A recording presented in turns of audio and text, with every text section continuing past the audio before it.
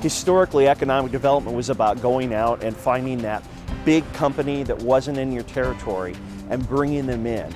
The reality is, and what we see is that our greatest growth in our service territory is going to come from the businesses that are already located here. They already know the value of being in the Midwest. They already know the value of working with Alliant Energy. And so if we can make that come together and help them expand here, that's a benefit for them, for the local employees at that business, and of course for our company as well. Our economic development team doesn't go out and do this alone. In fact, we work very heavily with the local economic development partners in each community, the regional groups as well, and we work a lot with our state organizations to do economic development. So this is really a team effort. So whenever there's a project, whether it's an existing business or recruiting a company to our community to consider this their new corporate headquarters or their new home, Alliant's a critical component of every part of that. We do national marketing as well as anyone in the country because of the business retention program we have and the workforce solutions that we have. And we're working on entrepreneurial development and sustainable practices for the business community.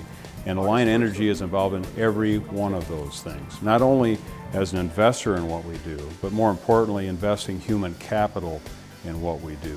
The personal aspect of us working with the customer to build that relationship up front allows them to see how Alliant Energy will work with them once they're a customer here. And that's the big difference, is helping introduce our company and our communities to a customer so they understand the value of locating here. The fact that we can refer our clients, our existing business, to them for energy audits and issues of the day dealing with the services that Alliant provides is an invaluable tool to us, and it's an invaluable tool to every community.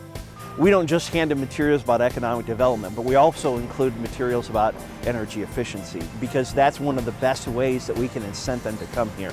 We're going to give them a discount to build a building that's more efficient by giving them incentives, and we're going to help them lower their operating costs for years to come.